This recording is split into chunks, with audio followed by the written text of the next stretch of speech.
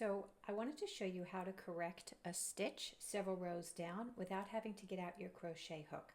So if you look, you can see that I have a twisted stitch right there, and I'm going to correct it with just these 2 needles.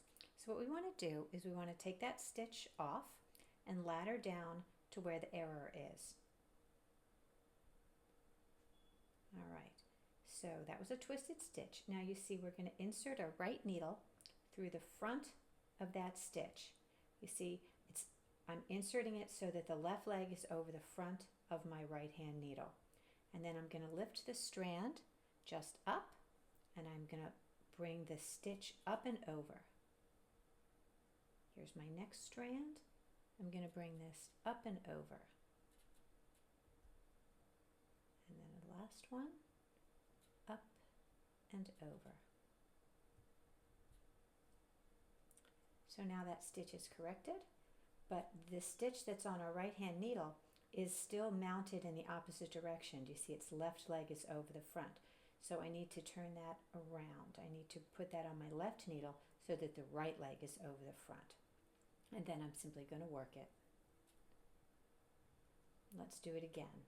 Here we have our twisted stitch, and we'll just drop this down. This would work equally well if you were correcting a purl stitch or whatever.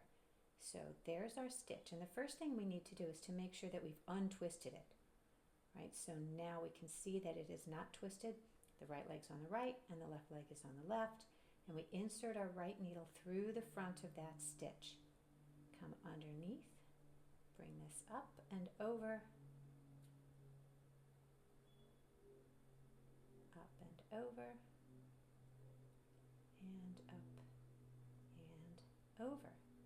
Then put the stitch back on our left needle correctly and work it. So you will notice that where we have made those corrected stitches is a little bit wonky for now, but you know that's going to correct itself when we work through the fabric. It will all ease into place.